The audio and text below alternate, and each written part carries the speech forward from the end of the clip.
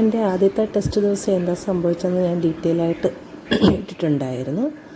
അപ്പോൾ ആദ്യത്തെ ദിവസം അങ്ങനെ കഴിഞ്ഞു. അതിലുണ്ടായ മിസ്റ്റേക്ക് നമ്മളൊരു ലെസണായിട്ട് തന്നെ എടുത്തു. രണ്ടാമത്തെ ടെസ്റ്റ് ഞാൻ ഉടനെ തന്നെ എടുക്കാമെന്ന് വിചാരിച്ചു. പക്ഷേ എനിക്ക് പെട്ടെന്ന് നാട്ടിലേക്ക് പോകേണ്ട വന്നത് കാരണം ഞാൻ ഒരു 1 month ലേറ്റായിപ്പോയി.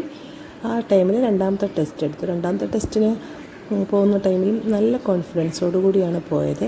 രണ്ടാമത്തെ ടെസ്റ്റ് കഴിഞ്ഞ് വരുമ്പം നല്ല കോൺഫിഡൻസ് ഉണ്ട്, ഞാനിത് പാസ്സായിട്ടുണ്ട്. പക്ഷേ ഉടനെ തന്നെ ഞാൻ ആ ടെസ്റ്റിൽ വരുത്തിയ മിസ്റ്റേക്ക് പറഞ്ഞു തന്നു.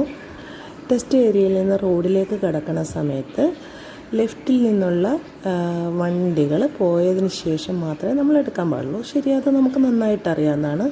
ഞാൻ റൈറ്റ് കീപ്പ് ചെയ്ത് സ്റ്റോപ്പ് ചെയ്താണ് നിന്നത്. റൈറ്റ് കീപ്പ് ചെയ്ത് നിൽക്കുന്നുണ്ട്.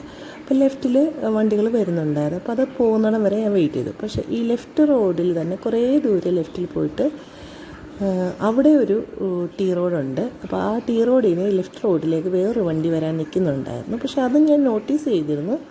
പക്ഷേ അത് എനിക്കറിയില്ലായിരുന്നു. ആ വണ്ടിയും പോയതിന് ശേഷമേ നമ്മൾ എടുക്കാവുള്ളതെന്ന് എനിക്കറിയില്ലായിരുന്നു. ഞാൻ ലെഫ്റ്റ് റോഡെല്ലാം ക്ലിയറായി.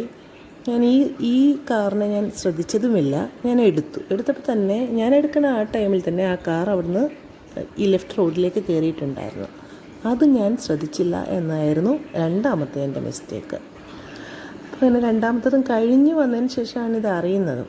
പിന്നെ എനിക്ക് ഒരു വാശിയായി. ഉടനെ തന്നെ മൂന്നാമത്തെ ടെസ്റ്റ് എടുക്കണം. മൂന്നാമത്തെ ടെസ്റ്റ് ഞാൻ ഉടനെ തന്നെ കൊടുത്തു. ഒരാഴ്ച ഇത്ര ദിവസത്തിന് ശേഷമേ പറ്റുള്ളൂന്നുണ്ട്.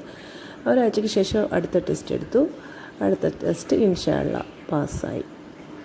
അടുത്ത ടെസ്റ്റിലും ഇനി എന്തെങ്കിലും നമ്മൾ മനസ്സിൽ വിചാരിക്കാത്ത മിസ്റ്റേക്ക് ഉണ്ടാകുമെന്ന് വിചാരിച്ചിരുന്നു ആദ്യം. പക്ഷേ പാസ്സായി.